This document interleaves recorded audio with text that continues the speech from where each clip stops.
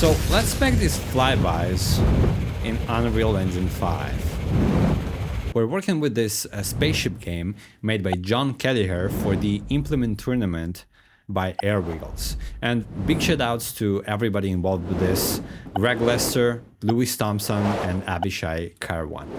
You can scrap information in this tutorial for any project you're working on. And this is what we're going to go through. We're gonna set sphere collision for our pawn. We're gonna check off any incoming asteroids. We're gonna spawn audio actors at their location.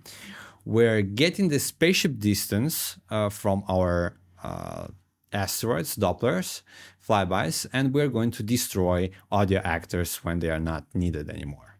I saw a bunch of people having trouble with this, and I spent way more time than I'd like to get a nicely working solution. You can follow along, and I will provide all of the blueprints so you can just connect the pins and we'll be running right away. Disclaimer, I'm not an Unreal Engine expert, so probably there is a more elegant solution, and if you know one, let me know.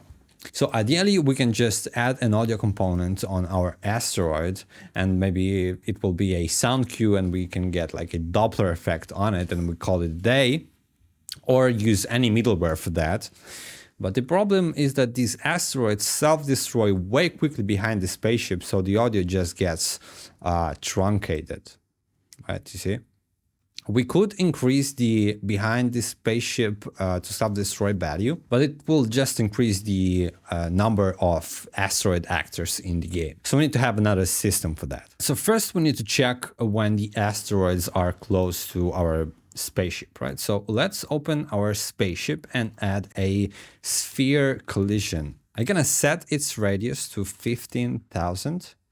Something reasonable, and offset it slightly in front so the Doppler effect won't tail much in the back. Now in our event graph, let's choose the sphere, scroll down and get begin and an end overlap events.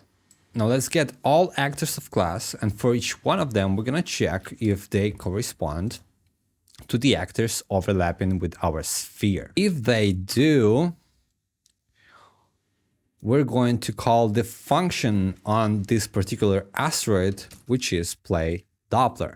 Play Doppler is a custom event that you need to create inside BP asteroid. And overlap function will spit like bunch of messages whenever an asteroid overlaps. So we need a toggle switch. Let's branch out. Let's create this isPlane Boolean variable. We're gonna get that variable. We're gonna check if it's not true, and this is gonna be our condition. It is false by default, so we're gonna set isPlane to true, and now from here we can spawn our audio actors. For doing that, we need two different BP actors. One will be Doppler manager that we need to drag and drop inside our level, and the other one will be the actual actor with the sound on it. In the Doppler manager, we need this custom event, which will take an input as a transform. This Doppler manager will spawn actor from class, and this class will be Doppler actor. And we're gonna pass the transform value to that as well. This is all we have to do here. Let's go back to our asteroid, get a reference of the Doppler manager blueprint, and we're gonna call this spawn Doppler on this Doppler manager. Let's get a reference to self and pass our transform value over to the spawn Doppler event. Now the Doppler manager will spawn a Doppler actor with the sound on it every time an asteroid overlaps the sphere collision on our spaceship. I hope that makes sense to everybody. In our Doppler actor, we need to add an audio component, which will be our Doppler sound, and a sphere collision that will enable the overlap events. In the event graph, let's get an event tick. Let's get a reference to self, check if it's valid, branch out, and get a reference to our spaceship. Then let's get its location, get our location, and subtract the two. And then we can convert it to length. Now this is our distance value, and we can take our Doppler audio and pass it as a float parameter. We can call it distance. I also want to get our scale, break it, and pass it to our Doppler audio as size. And we're gonna do it only once. Over in our Metasound, I have a distance parameter, a size parameter, and a release parameter. Basically, this is a noise that is being filtered with a bandpass. The cutoff is mapped to the distance, and the closer it gets, the higher is the cutoff. And the size basically rescales the function, right? The distance range is from 3000 to 20,000, and the size is from 0.2 to 3. Smaller the size.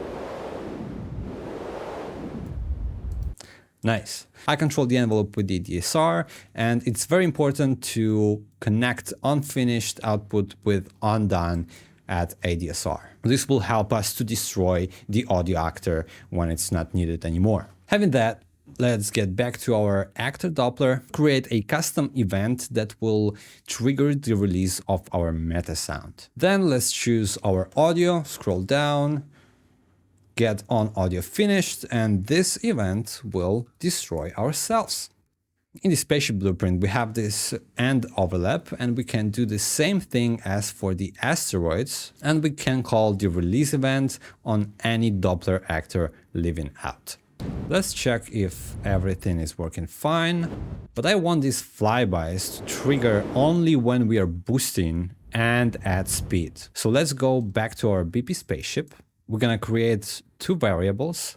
One is boosting and the other one is speeding. I'm gonna go to the on-started boosting and on-stop boosting. I'm gonna set our boostings variables accordingly. Also gonna go to our speed.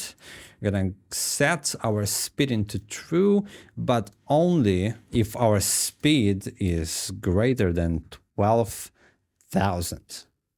Branch out, this is our condition, true, false. We're gonna set speeding to false. Now that we have these two parameters, let's make ourselves some space. We're gonna branch out of our begin overlap. We're gonna get is boosting, we're gonna get is speeding, and we're gonna check if both of them are true. If they are, do our function. Otherwise, we do nothing. This is working. Let's check if we are not speeding. Not working. And that is all. I hope you learned something today. I hope this will help you to get your flybys for the implement tournament. If you want the resources you need to implement all of this, whether it's Metasounds or if you want to change that and use it in Wise or FMOD, it's over at my website, maxcocomusic.com/airwiggles-flyby. That's maxcocomusic.com/airwiggles-flyby. Thanks. Ciao.